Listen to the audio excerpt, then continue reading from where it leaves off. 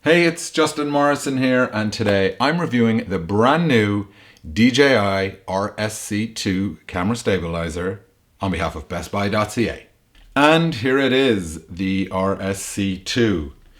First impressions, I really like the ergonomics. I love the hand grip, the way it fits in my hand, the ease of use of this trigger at the front. It also has this beautiful rotating dial which allows you to either pull focus, change your ISO, has this little mini joystick here at the back. Really easy to use with your thumb, record button, mode button, dial on the side to allow you to access menu options. Just really easy to use, holds in the hand very nicely. And also just the build quality immediately inspires confidence. I love this sort of matte metal finish. It just, like I say, the build quality inspires confidence. It feels like a piece of real quality as soon as you pick it up. One of the most important features that comes with the RSC2 is this. It is a combination hand grip which you can attach to the bottom to give yourself additional hand holding capability.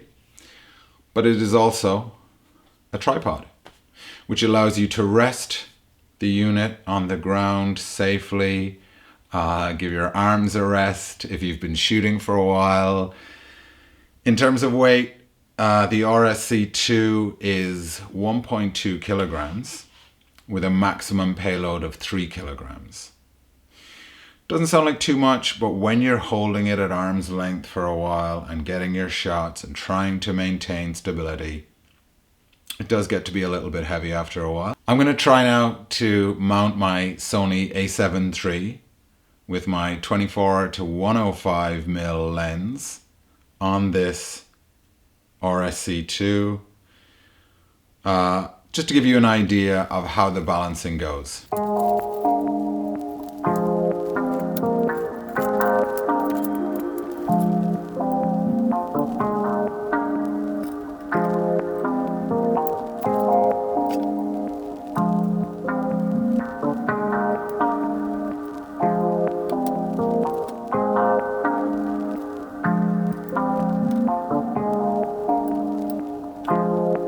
And there you have it. It's balanced. It's not the easiest process in the world, I will say that, but I don't think that's a fault particularly of the RSC2. Balancing stabilizers is in general a little bit of work. It takes a little bit of getting used to, and it's just something. My advice would be, don't try and do this the first time you go on a shoot, right? Do it at home, get used to how it works, how you make your micro adjustments, because it can be a little bit frustrating. There are a couple of pain points you'll come across, but you can easily work through them, and the more you use it, the easier it gets. One of the features that really helps when you are balancing this gimbal, there are little locks on each of the 3 axes which allow you to balance one axis at a time. That's really handy. This is also really handy when you're transporting the unit. You can just lock off the axes and they don't tilt and swivel out of control. So I do really like these little locks. One of the kind of minor pain points I have when you are making the micro adjustments that you need to make in order to balance your camera, the matte finished metal tends to snag, if you like, against the other parts of the the mount itself, and that can be a little bit tricky. That can mean making those micro adjustments a little bit tricky. A minor point, but it can be a little bit.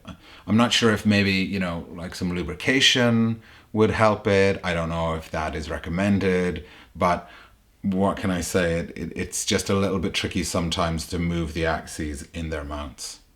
Okay, Now I'm going to power up the unit and show you how it responds.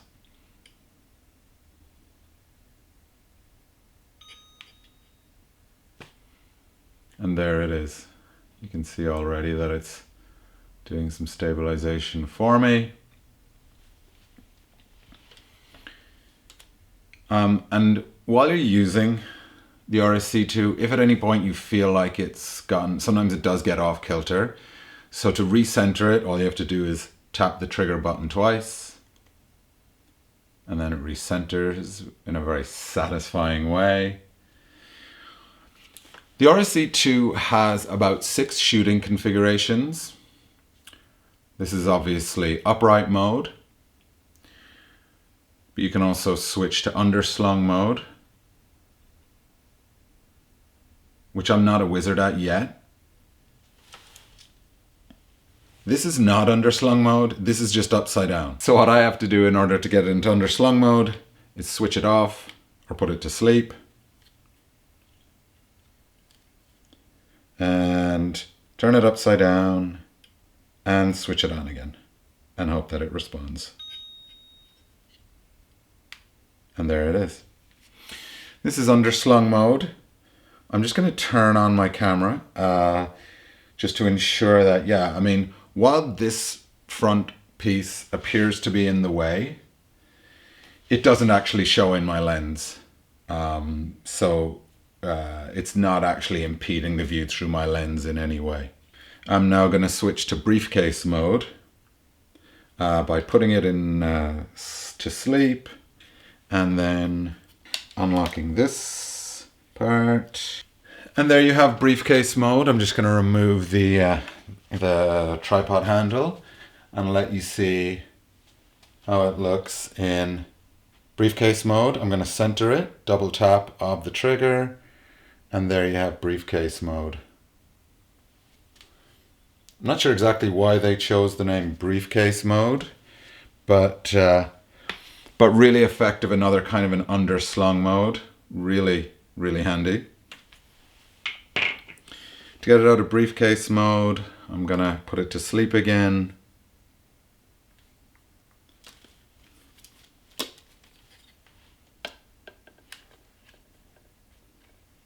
And there we are, it's awake and back in upright mode. Here, I'll just double tap it again to get it centered. Really like that, the way it does that. Next mode is flashlight mode.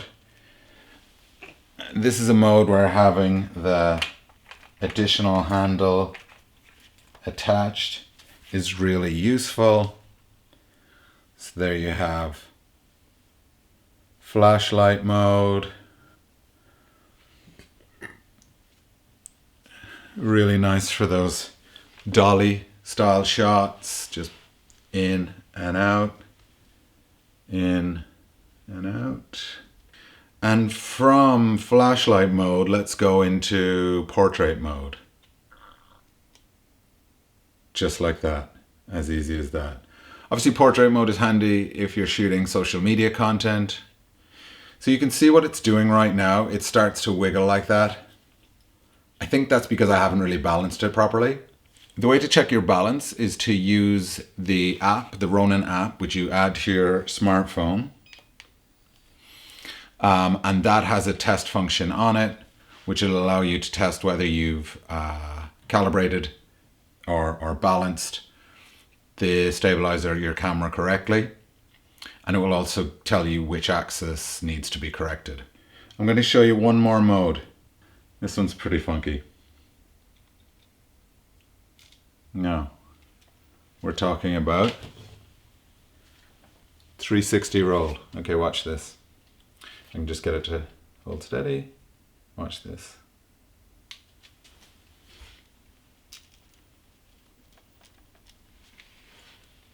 Okay, excuse the fact that it's wobbling. As I said, I think I have probably need to rebalance it, but I just want to give you an idea of how cool this 360 mode is. Yeah, it's really wobbling out of control here, but you get the point. There you can see it. Yeah. Ignore the wobble. But that's 360 mode, very cool. A lot of fun. What else do I want to tell you about the RSC2? Battery life is 14 hours and it has fast charge batteries. So you can get up to 80% in 1.5 hours. No, you can get full charge in 1.5 hours, 80% in just an hour. There is lots of micro adjustments you can make to the performance of the RSC2, whether you want it, because you also have this joystick on the back which allows you to add some additional movements, some pans and tilts to your shots, which are really effective, and they kind of take your shots to the next level when you're using a camera stabilizer. If you're moving on like on more than one axis, if you like, so if you're moving forward while also panning up, that can be a really effective way to use the camera stabilizer and take your shots to another level. But the speed at which it does those pans and tilts can be adjusted. It can be a little bit of a technique to get used to using the joystick to do those pans and tilts, but as I said, very effective. There's so much more I could say about this camera stabilizer, but the bottom line is I think this is an absolutely fantastic piece of kit. It's really intuitive to use once you get the hang of it. I do have to say I think DJI could offer a little bit more in terms of manuals, instructions, just you know, it's hard to get some of the information that I needed in order to take advantage of all of the features of the RSC2. Hopefully DJI will be updating that and giving us more and more easy instructions on how to use the RSC2. But it is a fantastic unit and I highly recommend it. One other feature of the RSC2 that I want to mention is the super smooth mode.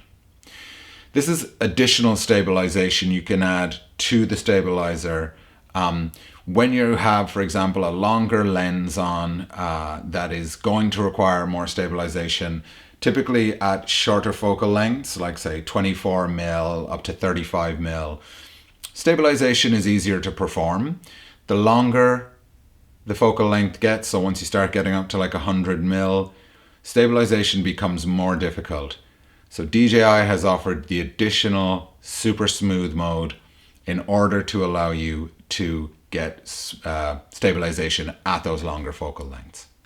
I had a lot of fun with the RSC2. Please check out some of the footage I was able to get.